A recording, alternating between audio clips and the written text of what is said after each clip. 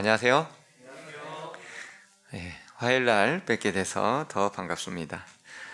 오늘은 레위기 21장 제사장의 자격과 의무에 대하여 여러분들과 함께 하고자 합니다. 자, 이제 여러분들 레위기의 구조는 이제 머릿속에 다 꿰고 계시겠죠? 1장부터 7장까지 또 8장부터 10장까지 제사장에 대한 내용이고, 동일하게 반대편으로 16장을 중심으로 반대편으로 넘어가면 21장과 22장이 제사장과 연관되어 있는 장으로 구성되어 있다고 그랬습니다. 그래서 16, 17장의 대속죄를 중심으로 마치 양파껍질처럼 대칭 구조로 정결법이 제일 가운데 있고, 그 다음에는 제사장과 관련된 것, 그리고 맨 가를 감싸고 있는 게 바로 제사와 절기에 대한 것이라고 그랬습니다. 그래서 오늘은 21장, 22장에 해당되는 제사장의 자격과 의무에 관련돼서 함께 하고자 합니다. 우리 다 함께 레위기 21장 1절로부터 제가 읽도록 하겠습니다. 여호와께서 모세에게 이르시되 아론의 자손 제사장들에게 말하여 이르라. 그의 백성 중에서 죽은 자를 만짐으로 말미암아 스스로를 더럽히지 말려니와 그의 살붙인 그의 어머니나 그의 아버지나 그의 아들이나 그의 딸이나 그의 형제나 출가하지 아니한 처녀인 그의 자매로 말미암아서는 몸을 더럽힐 수 있느니라. 제사장은 그의 백성의 어른인즉 자신을 더럽혀 속되게 하지 말지니라. 제사장들은 머리털을 깎아 대머리 같게 하지 말며 자기의 수염 양쪽을 깎지 말며 살을 베지 말고, 6절부터입니다. 그들의 하나님께 대하여 거룩하고 그들의 하나님의 이름을 욕되게 하지 말 것이며 그들은 여호와의 화제 곧 그들의 하나님의 음식을 드리는 자인즉 거룩할 것이라. 그들은 부정한 창녀나 이혼당한 여인을 취하지 말지니 이는 그가 여호와 하나님께 거룩함이니라. 너는 그를 거룩히 여기라. 그는 내 하나님의 음식을 드림이니라. 너는 그를 거룩히 여기라. 너희를 거룩하게 하는 나 여호와는 거룩함이니라. 어떤 제사장의 딸이든지 행음하여 자신을 속되게 하면 그의 아버지를 속되게 함이니 그를 불사를 지니라. 일단 9절까지 보도록 하겠습니다. 자, 읽은 것을 대충 한번 요약을 해볼까요? 이 제사장의 이 의무사항이 있습니다. 첫 번째, 장례에 관한 규정이 있어요. 장례에 관한 규정. 첫 번째, 죽은 자를 만지지 말라라는 거예요. 왜 죽은 자를 만지지 말라고 했을까요? 부정하니까요. 왜 죽은 자는 부정한가요? 레위기에서 계속 죽은 자는 부정한 걸로, 시체는 부정한 걸로 나오지요. 왜 부정해요? 첫째는 부패하면서 각종 안 좋은 병균들이나 이런 것들에 의하여 육신적으로, 의학적으로 우리에게 안 좋은 영향을 미칩니다. 그래서 또 그런 어떤 전염병이나 이런 것들이 그런 시체를 만짐으로 인하여 오기도 합니다. 그리고요,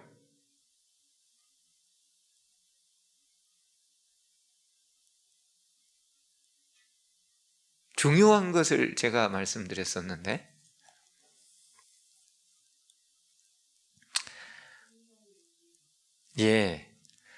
성경에서는 죄의 상태를 죽음의 상태라고 얘기합니다. 의의 상태를 생명의 상태예요. 그렇기 때문에 하나님께서 거룩한 성결, 정결, 거룩 이런 개념에서 보자면 죽어있는 상태는 뭐예요? 죄의 상태예요. 그렇기 때문에 제사장은 죄의 상태하고는 상관이 없어야 되고 죄의 상태로부터 항상 본인을 거룩하게 만들어야 될 의무가 있는 거예요. 제사장 직분은 하나님과 연관된 성소에서 일하는 자이기 때문에 늘 본인을 정결하게 거룩하게 유지해야 되는데, 죽음은 죄의 상태, 그 상태이기 때문에 죄를 만지면 안 된다는 거죠. 그리고 구약에 있어서 레위기법에 있어서는 부정한 것이 훨씬 더 강력하게 미칩니다. 내가 아무리 거룩한 제사장이라 할지라도 죽은 시체를 만지게 되면 내가 어떻게 되는 거예요? 내가 부정한 상태가 되는 거예요. 그래서 하루 동안 이제 목욕하고 옷을 다 빨고 성소 밖에 나가 있다가 그 이후에서야 들어올 수가 있는 거예요. 그래서 의학적으로 모든 박테리아나 또 안 좋은 전염병으로부터 보호하는, 백성도 보호하고 제사장도 보호하는 것도 되지만, 두 번째, 죄로부터 관계없는, 죄로 인하여 부정하게 된 상태를 정결하게 만든 다음에서야 하나님 앞에 나아가서 정결한 거룩한 예식들을 행할 수가 있는 것이죠. 그래서 제사장은 죽은 자를 절대 만져서는 안 돼요. 그러니까 장례식이 일어나면 어떻게 해야 돼요? 제사장은 절대 가면 안 돼요. 하나님의 법에 의하면 제사장은 가면 안 돼요. 근데 예외 규정이 있어요. 가족은 가능하다. 아까 여러분들 읽은 거 기억나신가요? 벌써 기억이 안 나시네요. 분명히 읽었는데 가족은 가능합니다. 부모, 자식, 형제, 여기는 가능해요. 근데 자식이라 할지라도 딸이 시집을 갔어요. 그러면 그 죽은 딸은, 시집간 딸은 죽는다 할지라도 거기에 가서 이제 장례 예식과 시체를 만지거나 그런 일을 제사장을 해서는 안 됩니다. 결혼을 한 딸은 이제 출가한 존재로서 그쪽 가문으로 간 거예요.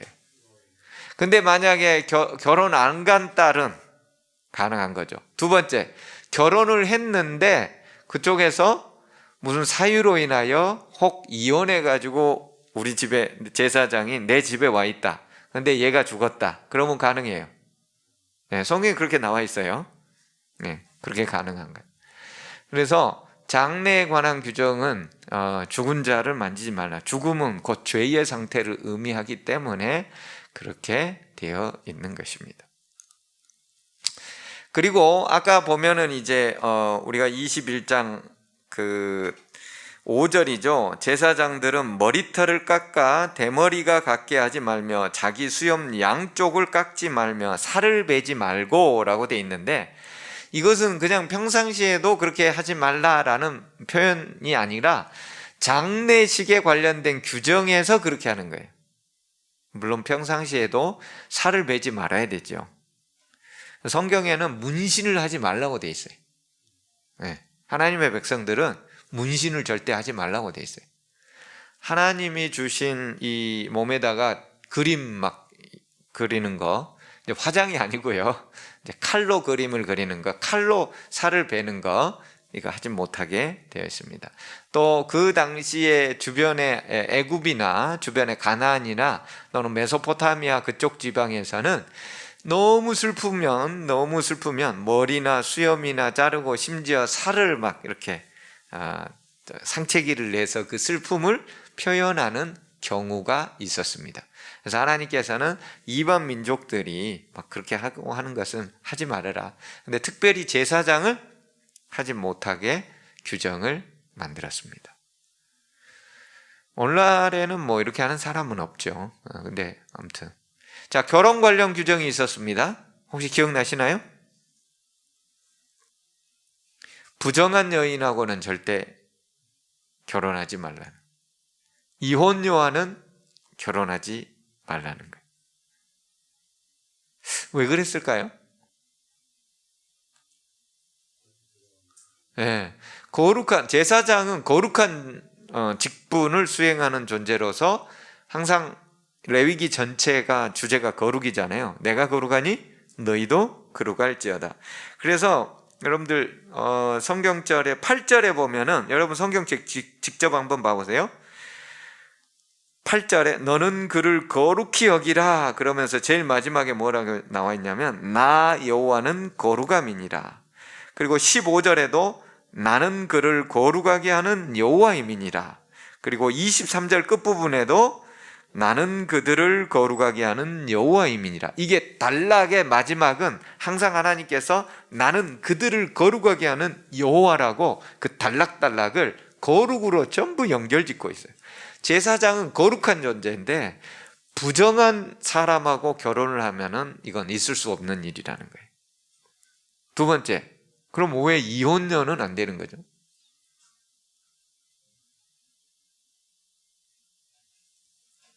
오늘날 이런 구절들을 보면은 많은 사람들이 하나님은 도대체 그 여성의 인권에 대해서 이렇게 뭐 좀 생각을 해 주셨을까라는 고민을 많이 하고 그렇게 바라보는 시각들이 있어요. 이혼녀는 왜 안 되는 거예요? 그 당시에 문화를 그러면 성경적 문화를 성경에서 어떨 때 이혼하라고 그래요? 예수님께서 이 땅에 오셨을 때는 행음한 연고 외에는 이혼하지 말라. 근데 이제 모세를 통하여 이혼 증서를 써주면은 이제 이혼이 가능하다라고 했을 경우에도 그때도 마찬가지예요. 음행한 연고 외에는 이제 이혼을 하지 말라고 그랬어요. 그래서 이혼녀라고 하면 그 당시에 주로 음행을 하는 간음을 저지르는 그런 경우이고, 그 다음에 이제 몇 가지 규정들이 있기는 있어요. 근데 어쨌든 이혼녀는 안 되는 것으로 했습니다. 그러면은 사별한 경우는요?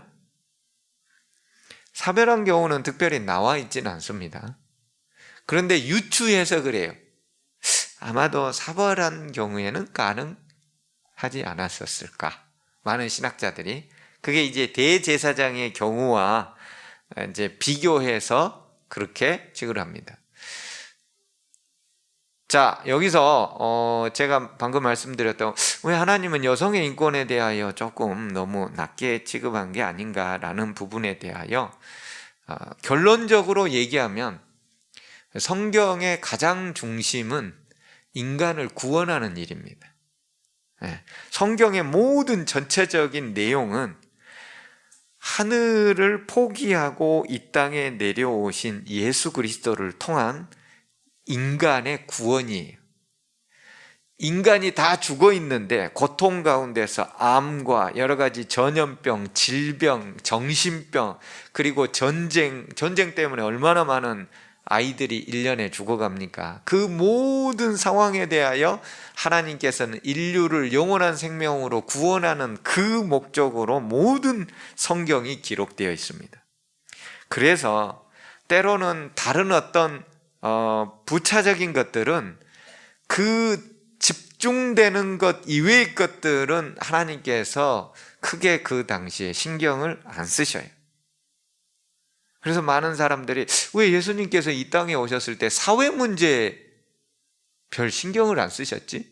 노동자들의 처우 개선이라든지 말이지, 부자들의 착취 문제라든지, 정권 권력가들, 로마 권력가들이 어떻게 이 유대인들을 압제하고 살아가는 이 모든 문제를 왜 예수님은 해결을 안 해줬냐고. 예수님은 우리를 영원한 생명으로 구원하는 것이 첫 번째 목적인 거지 이 땅에서의 압제를 풀어주는 것이 목적이 아닌 거예요. 이 땅의 육신의 일시적인 압제를. 그렇기 때문에 예수님은 그 모든 목적에 다른 많은 부수적인 인권 이런 모든 문제들을 나중에 예수 그리스도를 진심으로 믿게 되면은 인권 문제 해결될까요? 해결되죠. 착취 문제 해결될까요? 해결되죠. 그렇게 해서 예수 그리스도를 진심으로 믿음으로써 그런 모든 문제들은 결과적으로 따라올 수 있도록 그렇게 만들고 또 행한 것이지 예수님이 그런 문제 자체에 아예 관심이 없거나 그런 것은 아니었어요. 하지만 너무나 중요한 문제 앞에 절대절명의 그 시간 내에 절대절명의 그 시간 앞에 구원에 관련된 문제만을 가장 포커스를 두었다는 것. 그렇기 때문에 우리가 보기에는 여성의 인권이라든지 때로는 종들의 인권이라든지 부자들의 착취 문제라든지 아니면은 전쟁으로 인한 고아들, 과부 이런 모든 문제에 대하여 왜 하나님은 좀 더 미리 선제적으로 3,000년, 5,000년 전부터 선제적으로 해주시면 좋지 않았었을까라고 생각을 합니다. 근데 우리가 그것은 지극히 인간적으로 사람만 보는 거예요. 하나님이 지금 하나님의 옷을 벗어놓고 인간으로 와서 우리를 대신해서 죽어주시는데 그 내용에 포커스를 맞춘다면은 우리가 많은 우리 눈에 세상 사람들이 보는 그런 어떤 인권과 여권과 뭐 이런 여러 가지 문제들을 우리가 많이 그리스도의 십자가의 시각으로 바라보면 해석이 되어집니다. 자, 제사장에 따른 간음죄는 바로 사형죄입니다. 특별히 불로 태워서 죽이라고 되어 있어요. 성경에 불로 태워 죽여라 라고 명령한 내용이 딱 한 번 나오긴 하지요. 누구요? 유다의 며느리 다말이 행음했다라고 얘기를 하니까 유다가 당장 끌어내서 불에 태워 죽이라라고 얘기를 합니다. 그러니까 그 당시에 간음죄가 그 주변에서는 그렇게 사형을 시키는 경우도 있는 것 같아요. 근데 성경에서는 제사장의 딸이 간음죄를 행음하였거든 그를 불에 태워 죽이라고 했는데 산채로 불에 태워 죽였을 것인가 라는 것에 대해서는 신학자들은 성경에 화형식으로 바로 나가는 것은 거의 없고 대부분 돌로 쳐 죽인 다음에 불에 태웠을 것이다 라고 생각을 합니다. 어쨌든 간음죄, 제사장의 딸은 훨씬 더 엄격하게 진행되었다.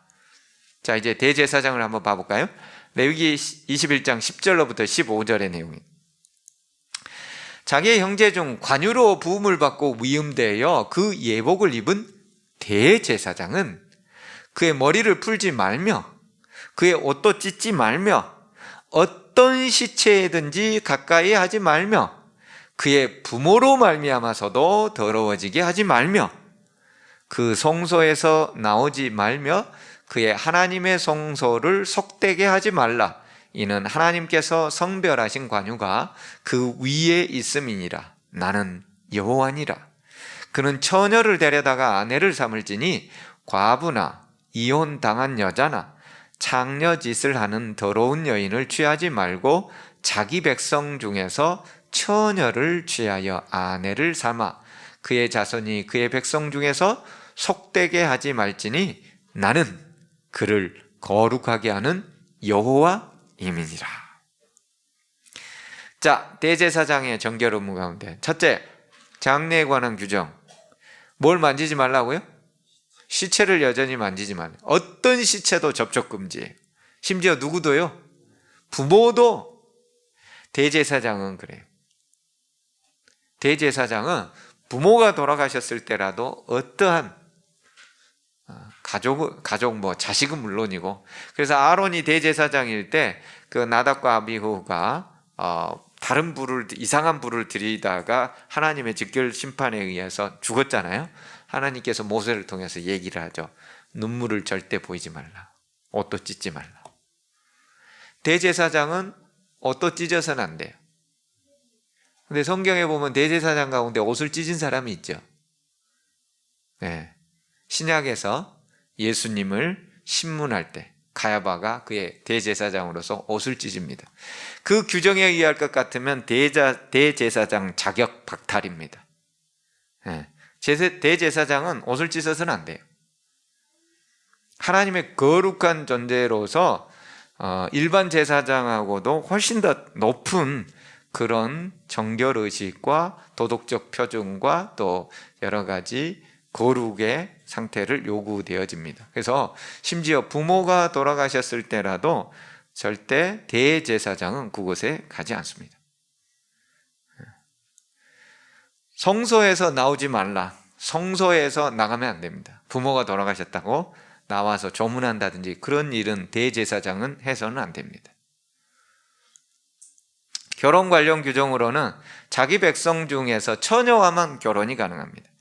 여기는 과부도 안 됩니다. 뭐 이혼녀는 말할 것도 없고, 심지어 뭐 장녀나 부정한 여인은 그거 뭐 말할 것도 없고요. 왜냐하면 거룩한 존재이기 때문에 그렇게 되는. 처녀만 거룩한가요? 그건 아니겠죠. 그럼에도 불구하고 왜 대제사장은 처녀와만 결혼을 했을까요? 이런 경우에 이럴 수가 있겠죠. 대제사장이 결혼을 했는데 결혼했던 부인이 뭐 여러 가지 사고라든지 피치 못할 뭐 무슨 병으로 인하여 갑자기 사별하는 경우가 있잖아요. 그럼 어떻게 해요? 또 처녀와만 결혼을 해야 되는 거예요. 규정상. 오늘날의 시각으로 보면 좀 억울하죠. 왜 대제사장은 늘 처녀와만 결혼하는? 그래서 그런지 어떤 목사님들은 사별하고 나서 늘 처녀하고만 결혼하는 사람. 우리가 갑자기 떠오르는 사람이 몇 명 있긴 있죠. 이제 뭐 여러 가지 그런 게 있을 수 있잖아요. 이 제사장은 하나님께서 혈통으로 내려주시는 거잖아요. 근데 그 혈통으로 내려주는데 만약에 다른데 과부라면은 자식도 있을 거 아니에요. 그런 자식이 들어왔을 때 혈통으로 내려가는 제사장 직분과 대제사장의 직분들의 여러 가지 문제점들이 생길 수가 있겠죠. 그렇죠? 그래서 그런 것들에 대한 원천적인 배제를 위하여 특별히 대제사장은 반드시 자기 백성들 중, 즉 이스라엘의 하나님을 믿는 신실한 여인들 중에서 처녀와만 결혼이 가능하도록 되어 있었다. 이게 대제사장은 조금 더 특별했던 것을 알 수가 있습니다. 자, 레위기 21장 16절로부터는 이제 제사장의 자격 중에서 이제 어떤 이런 흠이 있는 자는 할 수 없다는 표현들이 나오는데요. 여호와께서 모세에게 말씀하여 이르시되 아론에게 말하 이르라 누구든지 너의 자손 중 대대로, 여기는 다 제사장과 연관된 겁니다. 일반 사람에 대한 게 아니에요. 그러니까 즉 아론의 계열에서만 제사장이 될 수가 있잖아요. 혈통으로만 되지 무슨 뭐 채용이 되거나 이런 게 없습니다. 그 당시는 오로지 아론의 후손들 중에서입니다. 그래서 너의 자손, 아론 너의 자손들 중에서 대대로 육체에 흠이 있는 자는 그 하나님의 음식을 드리려고 가까이 오지 못할 것이니라. 누구든지 흠 있는 자는 가까이 하지 못할지니 곧 맹인, 다리 저는 자, 코가 불완전한 자, 지체가 더한 자, 발 부러진 자, 손 부러진 자, 등이 굽은 자, 키가 못 자란 자, 눈에 백막 있는 자, 습진 있는 자, 버짐 있는 자, 고환이 상한 자 12가지를 언급했어요. 성경의 12가 상징하는 게 완전이죠. 완전 12지파, 12제자 이러듯이 이스라엘 전체 백성과 완전을 의미하기 때문에 12가지, 그 외에도 뭐 여러 가지 흠 있는 것이 있을 수 있겠잖아요. 그런 것들에 대하여 하나님께서는 이런 존재는 제사장 가문에 태어나서 제사장으로 불리는 가문이지만 하나님께 음식을 드리려고 가까이 오지는 말라고 했어요. 제사장 아론의 자손 중에 흠이 있는 자는 나와 여호와께 화제를 드리지 못할지니, 여기 나와라는 말은 나와서, 성소에 나와서 여호와께 화제를 드리지 못할지니 그는 흠이 있은즉 나와서 그의 하나님께 음식을 드리지 못하느니라. 그는 그의 하나님의 음식이 지성물이든지 성물이든지 먹을 것이나 휘장 안에 들어가지 못할 것이요 제단에 가까이 하지 못할지니 이는 그가 흠이 있음이니라. 이와 같이 그가 내 성소를 더럽히지 못할 것은 나는 그들을 거룩하게 하는 여호와입니다. 이와 같이 모세가 아론과 그의 아들들과 온 이스라엘 자손에게 말하였더라. 21장, 레위기 21장의 전체 24절까지 다 읽었습니다. 자, 제사장의 자격이 있어요. 첫째, 뭐예요? 육체에 흠 없는 자만 성소봉사가 가능합니다. 아까 말했던 그 12가지 이외에도 흠이 있는 자는 성소에서 봉사가 불가능합니다. 그런데 여기에 이제 한 가지 하나님께서 더해 주세요. 지성물과 성물을 먹을 수는 있습니다. 지성물은 뭐고 성물은 뭐죠? 지성물은 지극히 거룩한 것이 지성소의 개념이에요. 지성소의 개념처럼 지성물은 지극히 거룩한 것이고 성물은 거룩한 것, 즉 지성물이나 성물이나 모두 다 하나님께 바쳐져 가지고 제사장의 몫으로 떼어놓은 거 있잖아요. 네, 가슴살이라든지 오른쪽 뒷다리라든지 이런 것들이 이제 주로 지성물에 해당이 되겠죠. 그 다음에 성물은요, 이스라엘 백성들이 제사장들을 위해서 뭘 바치죠? 11조 바치죠. 그런 성물들을 얘기하는 거예요. 즉 말해서 그들이 육체에 흠이 있는 자들이 하나님께 성소에서 봉사는 하지는 못하지만 제사장들로서 먹을 수 있는 지성물과 성물, 11조나 이런 모든 것들은 생계 유지하고 살아가는 모든 것들은 다 복지 혜택은 기본적으로 누릴 수 있다는 거예요. 그것은 되지만 성소에서 하나님께 제사 드리는 것은 그것은 할 수 없다라고 하나님께서 얘기하고 있는 거예요. 임기는 보통 30살에서 약 50세에서 55세. 네, 30살에서. 제사장이 적었을 때는 하는 일들이 많았죠. 예를 들어서 아론과 그의 아들 나답, 아비후, 그 다음에 이다말 이렇게 해갖고 4명이 있다가 나답과 아비후가 죽고 이다말하고 또 한 명이 누구죠? 엘리에셀이던가요? 이 4명, 2명밖에 없을 때는 해야 될 일이 많았죠. 네, 그럴 때는 아마 정신이 없었을 거예요. 왜냐하면 제사장은 이만큼만 정해져 있으니까.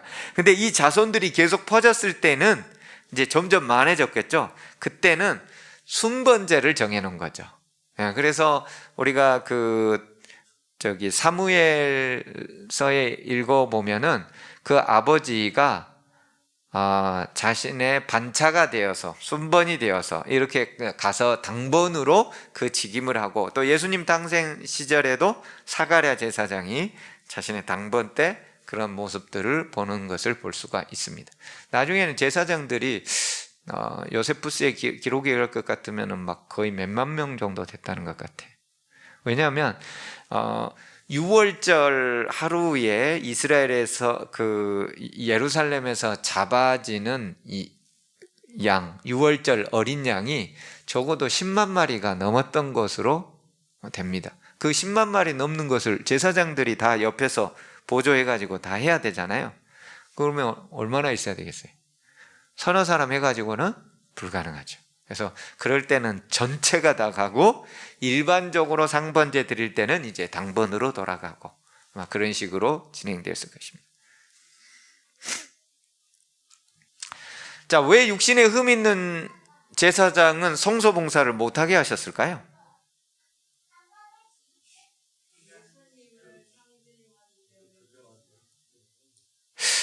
이게 오늘날로 생각하면 장애 있는 사람은 그러면 하나님 앞에 나가지도 못하나?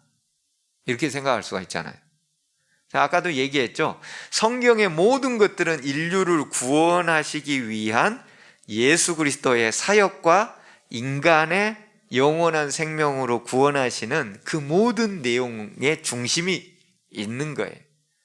그렇기 때문에 제사장은 흠없는 그리스도를 표상해요.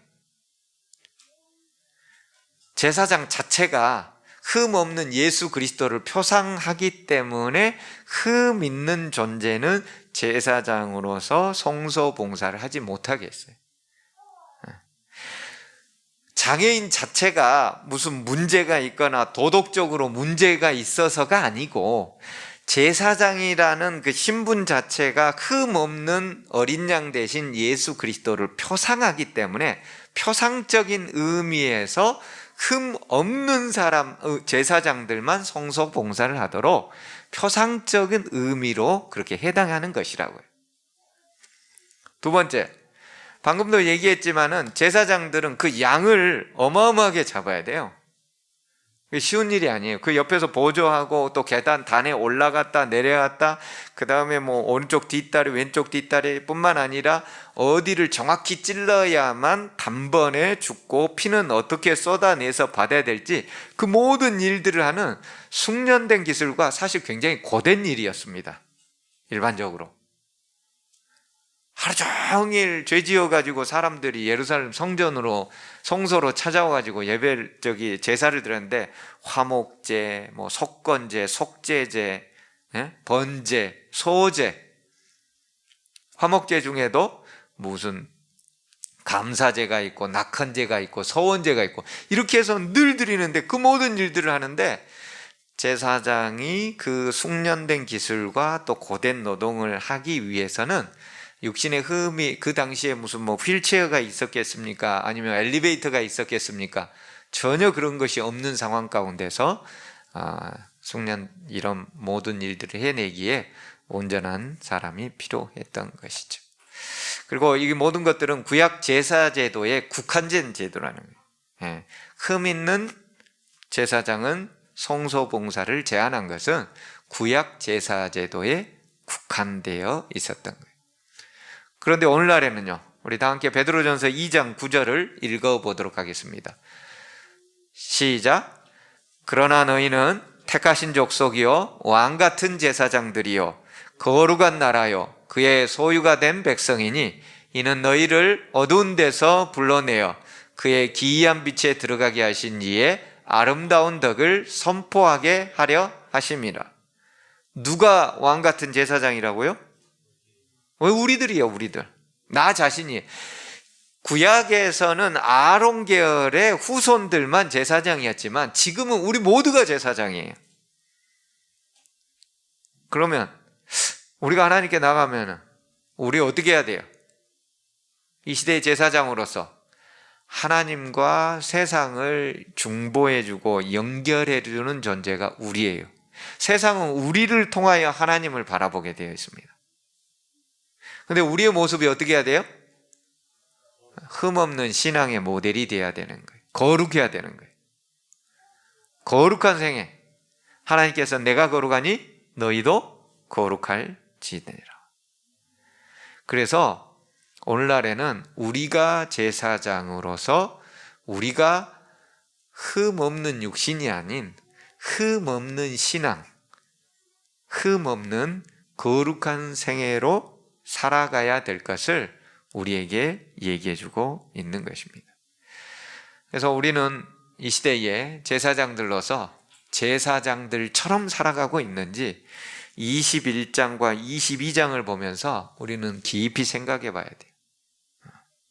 정결한 흠없는 처녀로 신랑 되신 예수님에게 우리는 준비된 신부들인가?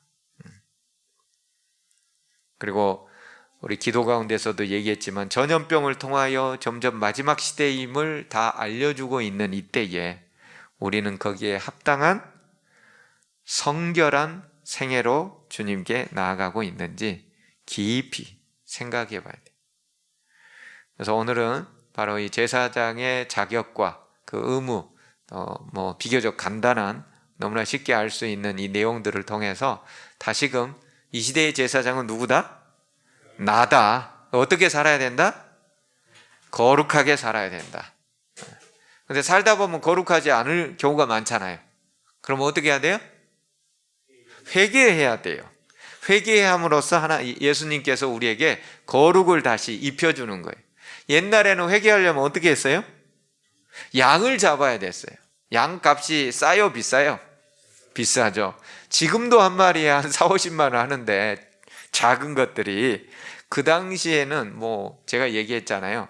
한 3, 40마리만 있으면 15식구가 먹고 산다고. 요즘 우리 집 5식구지만은 양 30마리 갖고는 택도 없죠. 네, 그렇게 양이 그 당시에는 비싼 거였어요. 죄의 대가는 굉장히 비쌌습니다. 그 당시에는 양을 잡아서 드림으로써 회개를 해야 됐지만 지금은 바로 예수님에게 회개의 기도를 하면 즉시 우리는 거룩한 존재, 의의 존재로 되어갑니다. 그렇기 때문에 거룩한 생애를 살기 위해서는 오늘 지은 죄를 오늘이 넘어가기 전에 반드시 회개하고 새롭게 태어나야겠죠. 우리 이 시대의 제사장들인 우리가 하나님 안에서 거룩하고 흠없는 생애의 신앙적 모델을 모두 다 간직하게 되길 간절히 바라며 화요일 말씀 줄입니다.